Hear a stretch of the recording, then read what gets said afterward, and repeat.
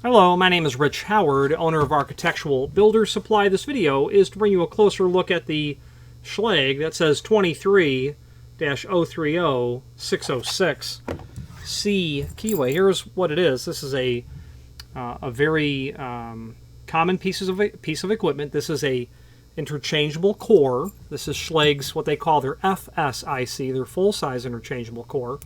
And that is what the original Schlag looks like. Interchangeable core is a system that's about 100 years old now, in fact. A little bit older, actually. Was the concept, the premise, was patented by Frank Best. And that became known as the Best Lock Company, and they pioneered the use of interchangeable core under their small format interchangeable core. Well, Schlag saw the need for a interchangeable core themselves naturally and didn't like the term that was used at the time, and it was called the best type, the best core. If you said best core, everybody knew what it was. Today we call it small format because there are many copies and clones of the best small format core, most notably by Falcon and Arrow and countless others. Even all of the other players make small format cores to compete with that best platform. Well, back in the 60s or 70s, don't quote me, I've read it, people have told me the stories, I don't recall. Schlag did not like the term being used best type or best core. They made up their own, which was full-size interchangeable core, which was meant to compete against the concept of small format. The logic was, well, if you like the small, you'll like the full-size better. So theirs is called the FSIC. Only Schlag uses that. You've got three terms here. SFIC, small format interchangeable core. FSIC, full-size interchangeable core. LFIC, large format interchangeable core. Everybody who makes interchangeable cores that aren't best in the clones that are small format, it's a large format interchangeable core. Except Schlag calls their large format full-size. That's the thing.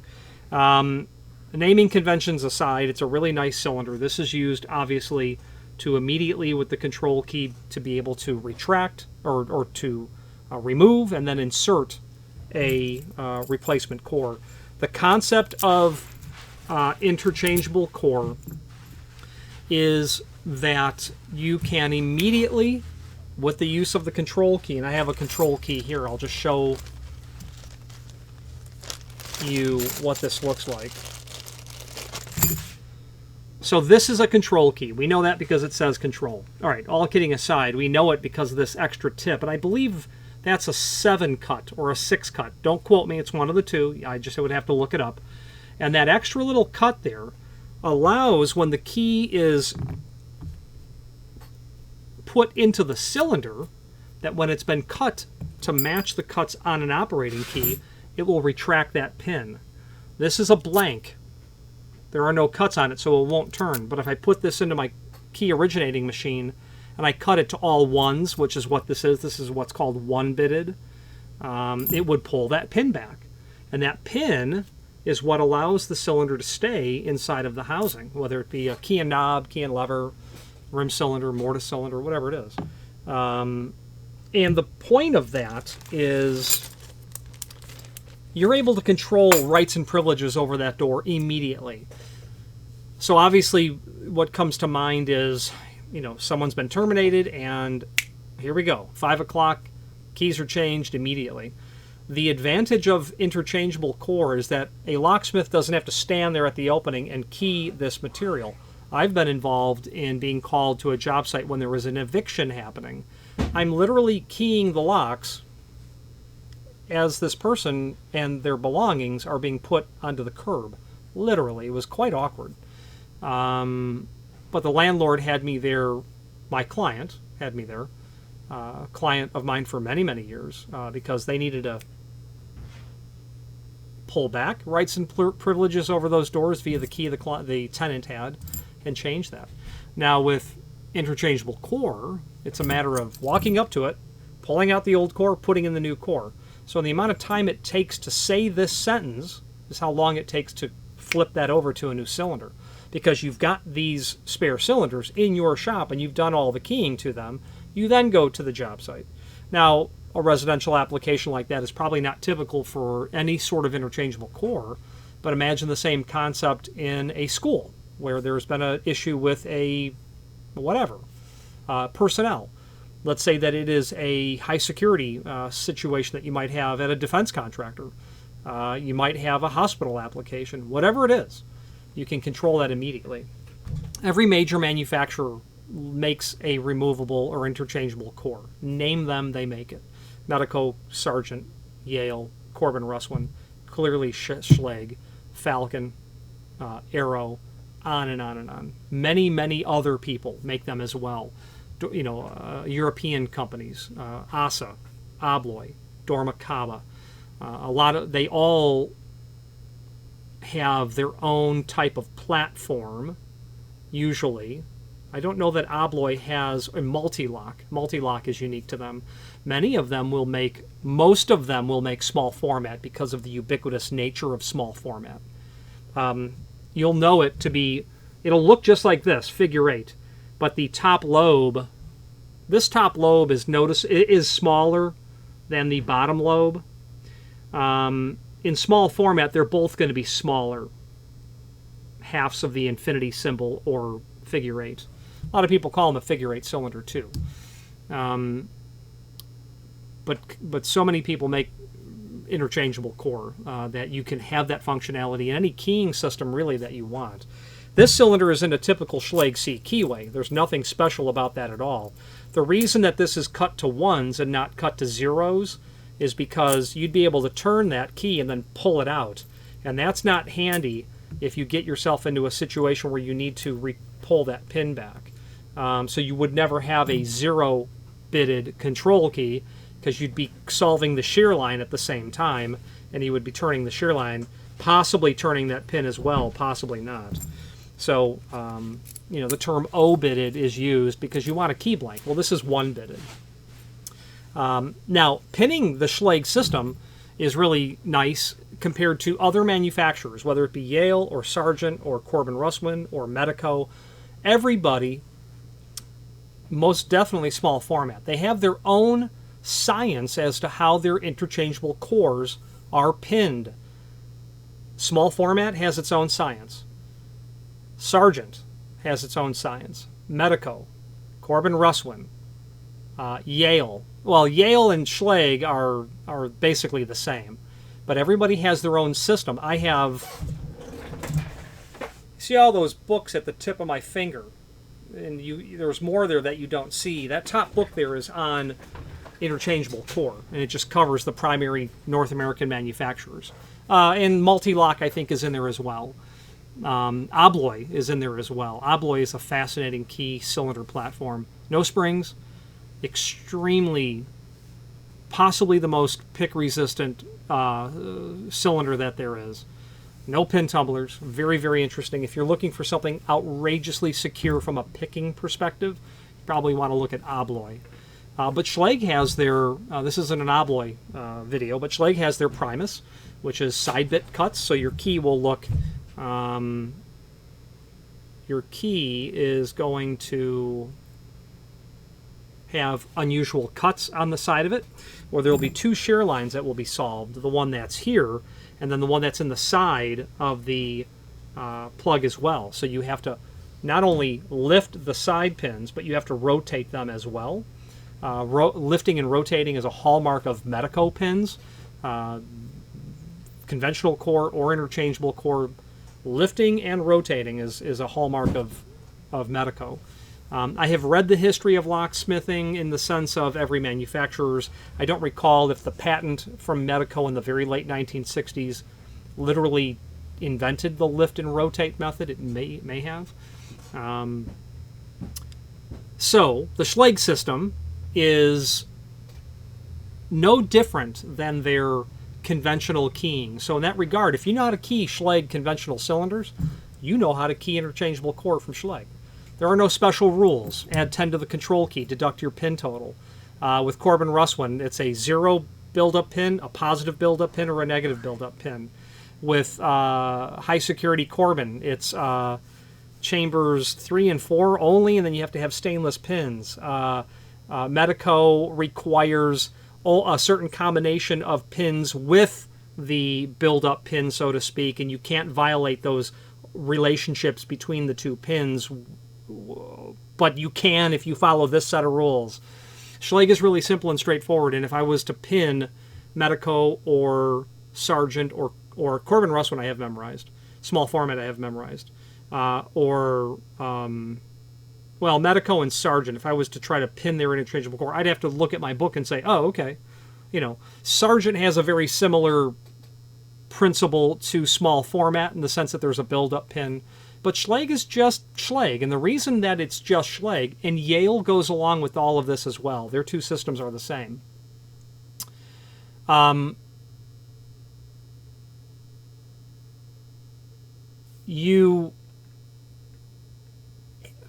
Forgive me, I was distracted. The way that their system works is that you pin it normally, but then you have that longer tip. So what happens is, let's say this was cut to any bitting. Just name any bitting you want. Okay, doesn't matter. With that longer tip, when your control key is cut to the same bitting as your operating key, and you insert the key, because of that longer tip, you'll be able to satisfy that shear line only to the point where you can retract the pin. Yale's the same way. If you have a 6-pin Yale system, you need a 7-pin control blank. It's a normal key blank, although they normally have a different bow on Yale when it comes to control keys. It won't look like this. It won't look like the standard round Yale head. It might be a diamond shape. I forget which one they use. With Schlage, it's going to look the same. It'll say control on it. It'll have that extra tip. And when you're cutting keys, by the way, you want to be sure not to cut that tip off. Otherwise, you no longer have a control key. You have an operating key. So the science of establishing bitting lists, top master keys, how you're going to lay out the system, does not require any special rules, except that you do have to think to yourself, what will I cut the control key? You know, do I want the control key to be cut to the top master key? And while the control key will only remove and insert cores, that is in effect operating the lock with a little bit of knowledge. But if you cut that control key to your top master key, now your bitting is out there. So, you know, whatever the top master key is, if you've trusted the control key to someone and they can decode those cuts, which you can easily do, you might be giving away the bitting of the most powerful key. The logic, though, is that the control key is the most powerful key as well, but you might want to consider a system where you've got a grandmaster, you've got master keys, and then cylinders underneath them, and you cut change keys to work in those systems, only in those areas. You don't cut a top master key on the control key. If you've got 3 stories in the building and you've got a grandmaster, a master for each floor, cut a control key for each floor, and then you're not giving away the key that will operate everything. So however you do that. That's one advantage of Schlage system, because they, well, you can do that with other people as well, but the approach to how to pin that material is more straightforward, because you don't have to think about what cuts am I going to use for the control key, like you do for Medico, Sargent, Corbin Russwin, unless it's master ring, you can do that a little bit differently. Most definitely small format. And when you are establishing your key bitting array, you don't have to pull out those digits that you're using for the control key. You don't have to sacrifice all of that. The bottom line is, if you have a 2-step Schlage system, and you've got a level 2 system where there's a master key, you're going to have 4 cuts in every column of your key bitting array. If you've got to pull out one of those numbers for a change key, you've substantially reduced the quantity of potential theoretical cut keys. One advantage of Schlage is you're not losing any of that. And it's no big deal if you've got 50 cylinders. But if you've got 1,500 cylinders, you need to think about that. And when you're doing Medico, Sargent, Corbin, Russwin, all of those people, you are going to lose a good portion, a substantial portion of your key bitting array capacity as a result of needing to accommodate that control key bitting. This is very simple and straightforward to pin. You'll use your common tools. You'll depress the pin, you remove your threaded cap. The pin will come out, the spring will come out. You want to keep this pin, this collar, keep it all in place. There's no reason to take that off. Just as you push the plug follower through, just keep that all in place. It's not going to fall out unless you really intend for it to fall out, and you just pin it normally. You don't have to top load these at all.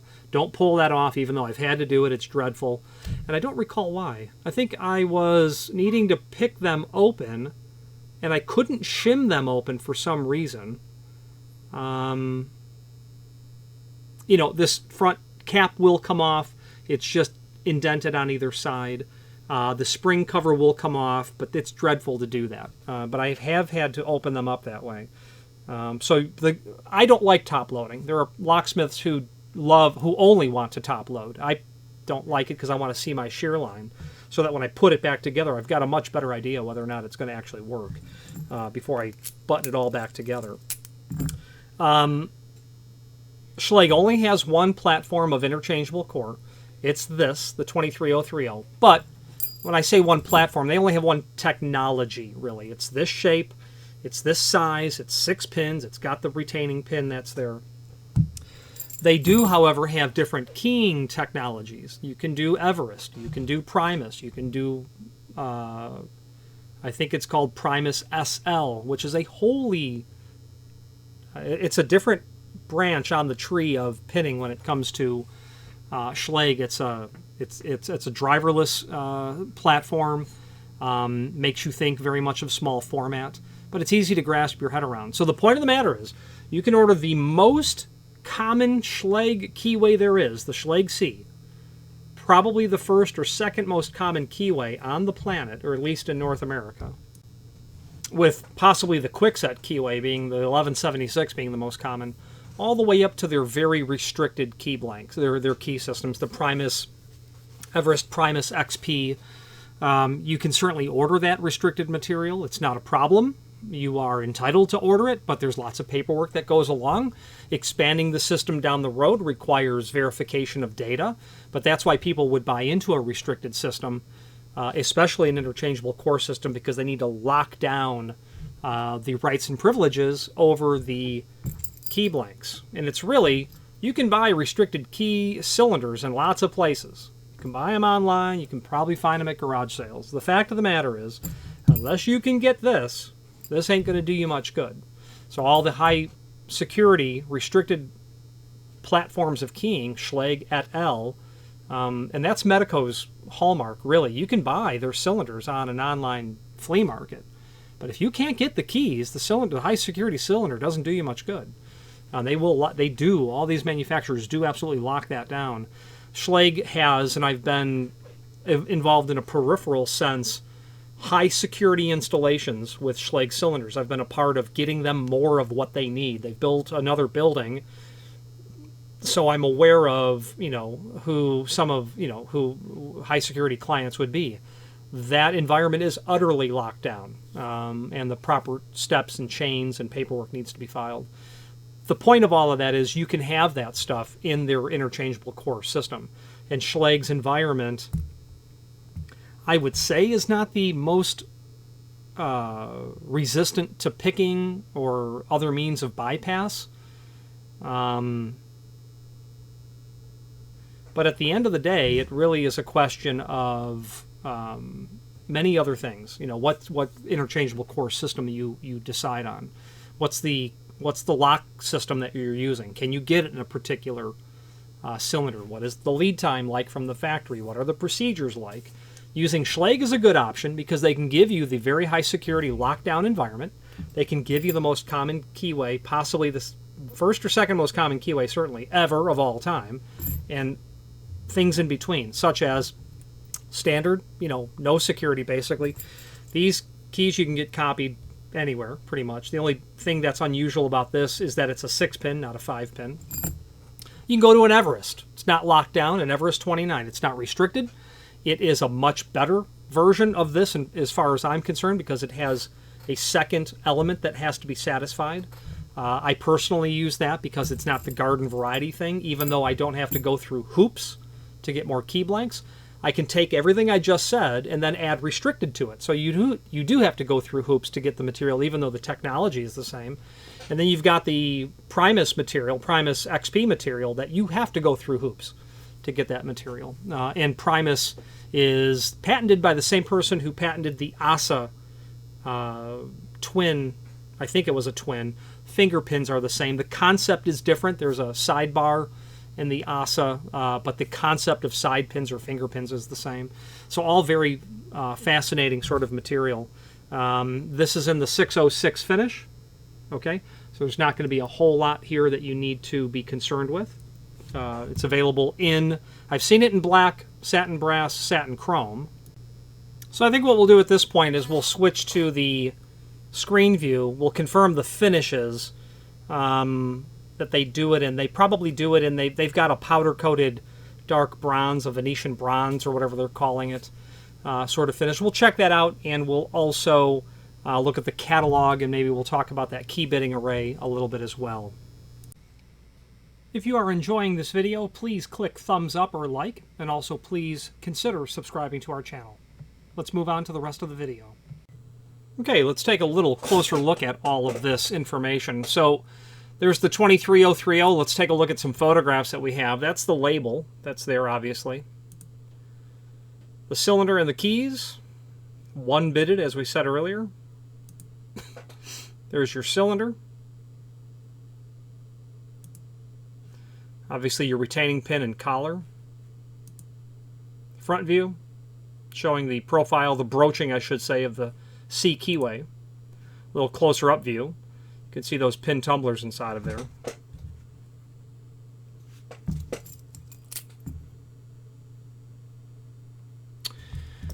Okay, and the back side, obviously this is the funny little pin that is what allows the pin, this is the very small, what would be a pin tumbler, that when the control key is inserted, because it's longer, it will reach this pin.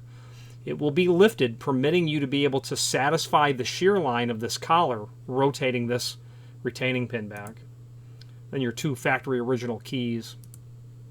Now, let's take a look at the manufacturer's page here, and we're going to dive into the manufacturer's catalog as seen here. And when that comes up, we're going to be able to do a find function on our keyboard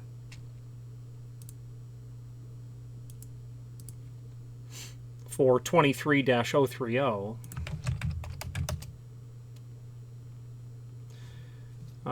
It's going to come up a number of times, obviously, and here is a good chart or listing.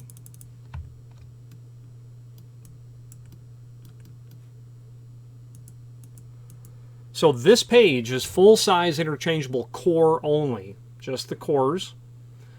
The 23030 is our standard conventional, pardon me, our standard technology, your classic keyways.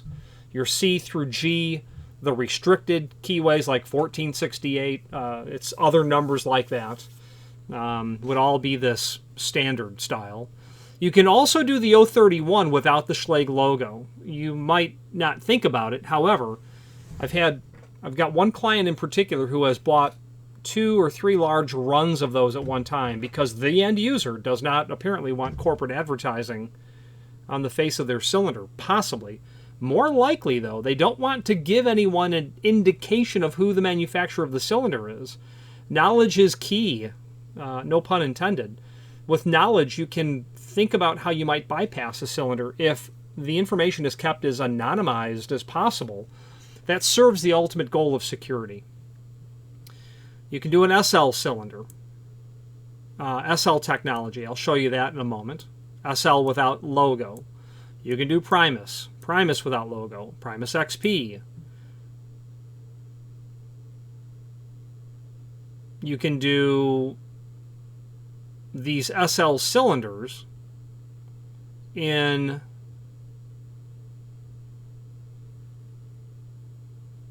let's see here now, with an XP sort of technology. Then Faculty restroom standard pin and tumbler, specify hand. I can tell you what that's going to be is it's going to be a handed cylinder like a hotel cylinder. You're going to be able to basically have the key operate in one direction only.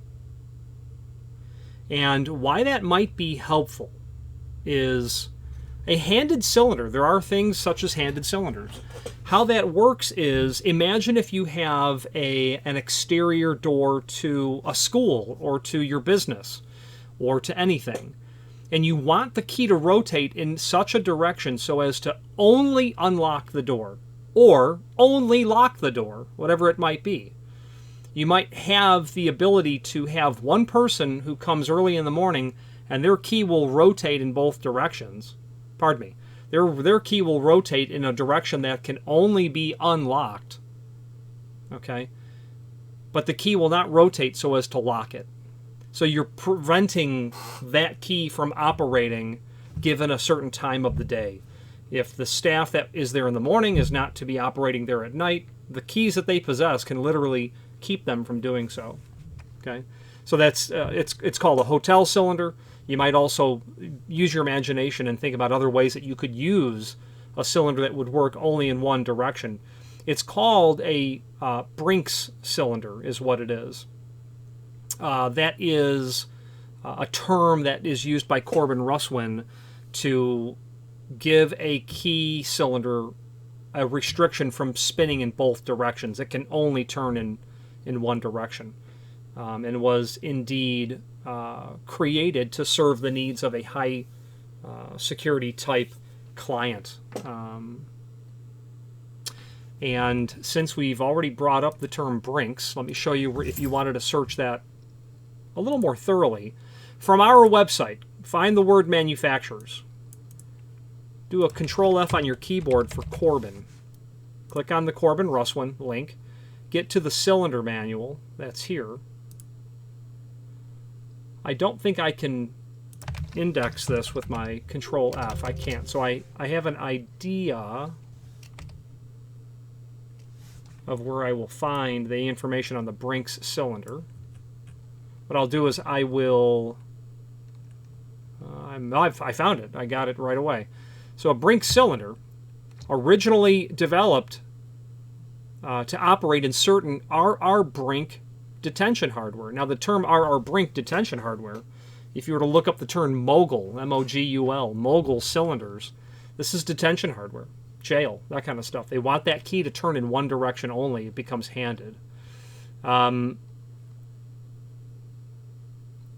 While Corbin Russwin Corbin did it differently, Corbin Russwin, than Schlag does. Schlag uses they use arc-shaped pieces of metal that are inserted in the cylinder itself that will literally prevent, depending on the side that you have them installed on, prevent the key from turning in that direction. You can reverse the handing, but I'll look and see if I have something on that Schlag hotel cylinder, because this obviously acts very similar. Turning it in one direction.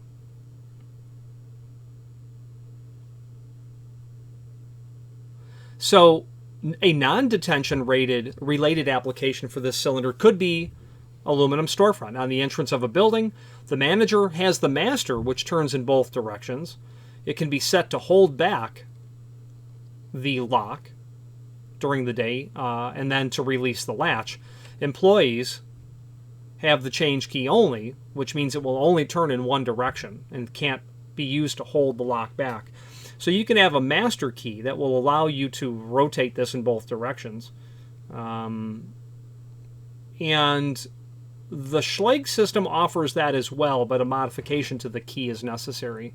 So let's see if I have anything on...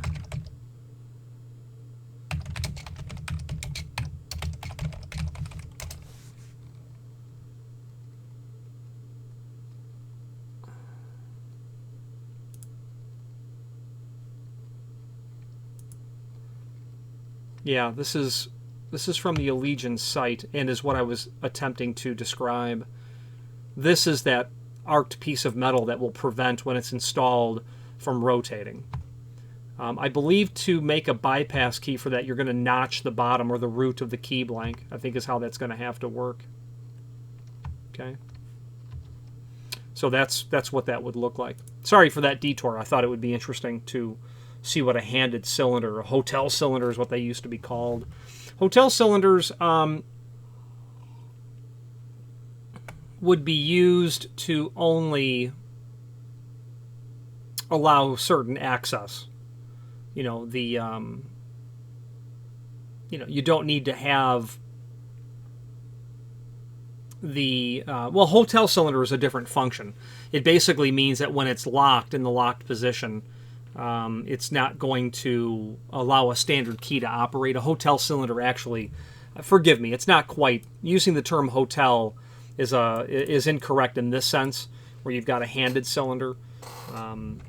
But nonetheless, restricting normal operation to a cylinder, I guess, is where I was going with that. So that's all the 23030 and all of its high security derivatives, except let's take a look now at the, I had mentioned the other finishes. And Schlage has only listed here, oops,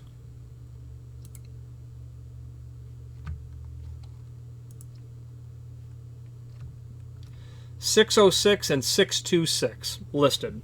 Now, I know that I've done black cylinders because I've ordered them black.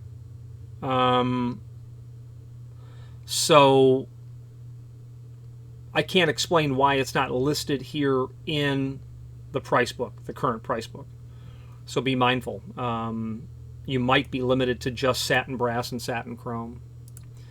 All right, now let's take a look at, we talked about the other cylinder technologies. So from the manufacturer's page, as seen here, you can pull up the Primus service manual, and that will certainly show us interchangeable core.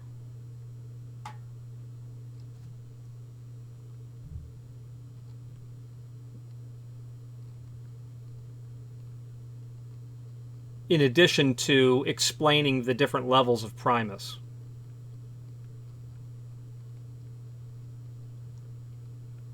I'm scrolling to find that where the interchangeable core cylinder is.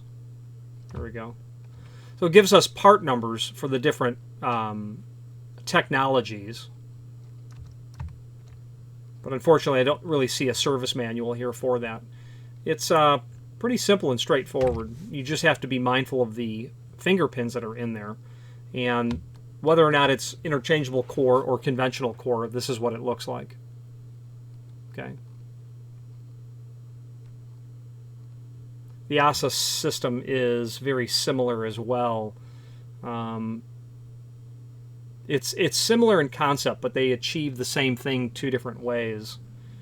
And again, the person who patented the ASA sidebar milling, side bit milling, also patented the Primus as well. Late 80s, I believe, is when that was done. There's also a link to the Everest manual that's here, and I would recommend reviewing that. The Everest, as I said earlier, is a notch above this standard C Keyway. If you're looking for something a bit more secure, absolutely go with Everest. And the reasoning is because it has this check pin. It has an undercut side milling that's been done to it that forces the check pin to be satisfied before the cylinder will operate, in addition to, of course, the standard shear line. So it has this check pin down here, and while the keyways will be different, you do have that, which is possibly a good thing. You will have that check pin as well. So it's standard, Everest 29, Primus information. I had also mentioned the SL cylinder, and the Everest 29 SL service manual is here. And this is a very different animal. Driverless, sidebar. I believe it's pinned, as I had said earlier, like a small format interchangeable core. So you can do these technologies in. Yeah, here's Here's an SL Primus XP. I mean, you get all of the bells and whistles with this. You're going to have 3 shear lines that you have. Well, you're going to have 2 shear lines. This has 2 shear lines. There's no shear line up here to satisfy these L pin. Yeah, they call them L pins right there. When these are lifted to the proper height, the sidebar will seat correctly. And then, of course, you have the Primus technology of finger pins that these have to turn. They have to be elevated and rotated to the proper area for the sidebar to move in as well. So you've got 2 shear lines there. So rest assured that this cylinder that I have in my hand here is garden variety and can be picked. I may even be able to pick it. But Schlage will get you all the way to something that's going to be far more robust. And they can do it in a UL 437 as well. UL 437 is the Underwriters Laboratories. 437 is their report, their standard by which all high security cylinders are measured. It's basically defining drill resistance, pick resistance, bypass resistance, attack resistance, all sorts of criteria. Resistance to a corrosive environment as well, high salt mixture environment. These 2 little holes here, there's going to be stainless bars that are sunk down here to prevent drilling as well. So if you're looking for the absolute most secure cylinder, look for one that carries a UL 437. And only cylinders that have a UL stamp on the face are UL 437 rated. So lots of interesting material here. Let's switch back to the screen view and let's wrap up this video.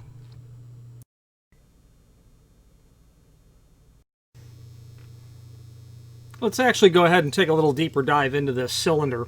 So I'm going to remove the threaded cap on the back, and I use the Schlage cap removal tool. I'll tell you this part number.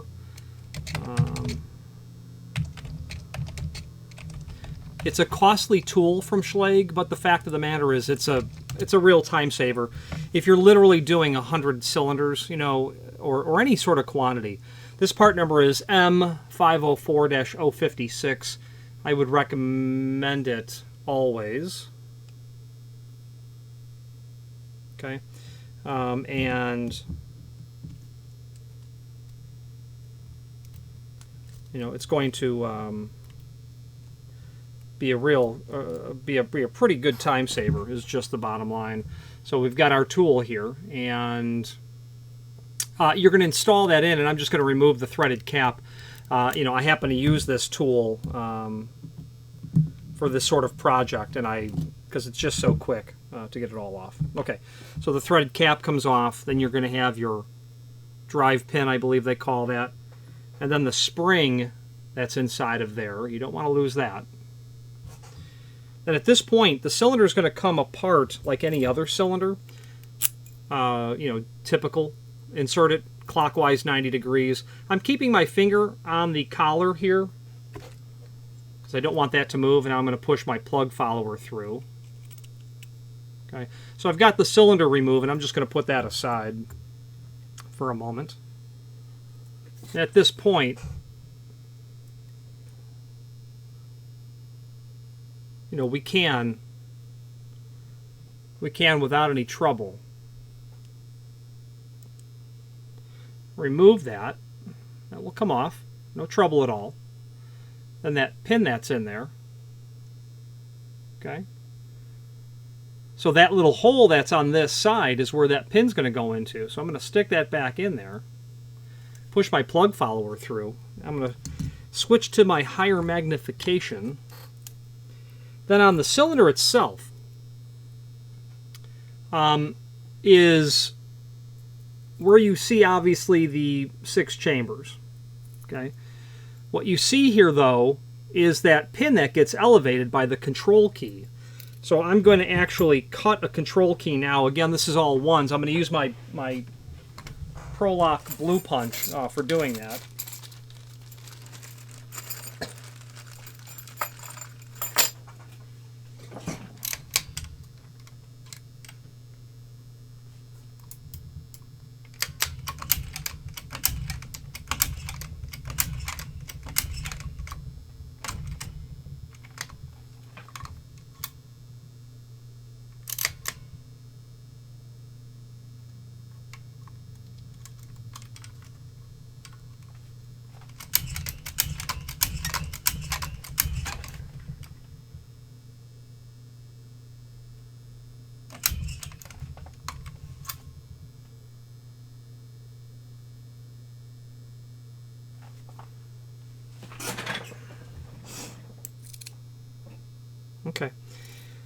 So when you have your control key cut,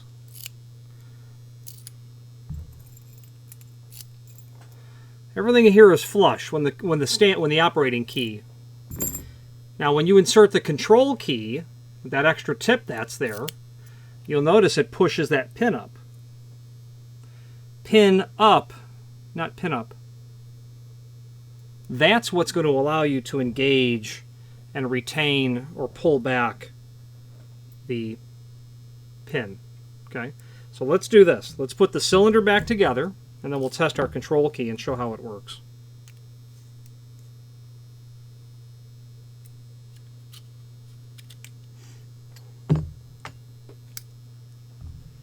Our operating key, that works without trouble. Our control key, I've put it in. Clockwise rotation 15 degree pulls that pin in. That's because I've elevated that small pin that was shown. You can see how when I pull it out, one key pull, it moves that pin up and down right at the tip of my finger, right there. That's what allows that to be retracted. Okay, that's how that works. So the thing that's nice about Schlage and Yale is that there's no other considerations other than you need a longer key blank. There are other systems that require longer key blanks to operate. I think Corbin's hotel cylinder requires a longer blank to move there's a spring that when you push in a longer key blank, it flattens the spring and moves a disc out of the way for the cylinder to actually be able to operate. So the emergency key or the manager key will operate. We put that back together. Go all the way tight and then back it off one hole is how I do it, how I was taught to do it. And there you go. This is simple and straightforward work. Okay, we've covered this cylinder quite in depth, I believe, and if there's any questions on this, feel free to reach out. Again, I just want to conclude by saying the advantage, I think, for the Schlags and the Yales that don't yield any of their potential key bitting array bittings to a control key is a good system. And plus, you're introducing less shear lines into the cylinder, which means less moving parts inside. Not that that's going to mean that you're going to have more any more incidental keys that would operate, but the fact of the matter is less pins inside of a cylinder is always a preferred option. And an example of less pins would be the rotating constant method of generating key, change keys, generating a key bitting array versus total position progression. One system uses a minimum of master drivers. The other system uses the maximum number that a system would call for. Anyway, if you were going to search the theory of master keying, the two terms were rotating constant and total position progression. The name Schlag is quite synonymous with high-quality locks. I'm quite partial to Schlag. It's certainly because I'm just really familiar with the part numbers. I think a lot of us are. But it's also objectively because Schlag's technical support department is exceptional. Their ability to respond is very much appreciated. Their inventory levels are extremely deep, so it's easy to get your hands on stuff as well. And anyway, many other good things to say. Any questions on the 23-030 and a 606 finish or any other Schlag product, please feel free to reach out to us. And thank you. Again, thank you for watching, and if you've enjoyed this video, please click thumbs up. Please subscribe and maybe even send the video to someone that you know. Thank you.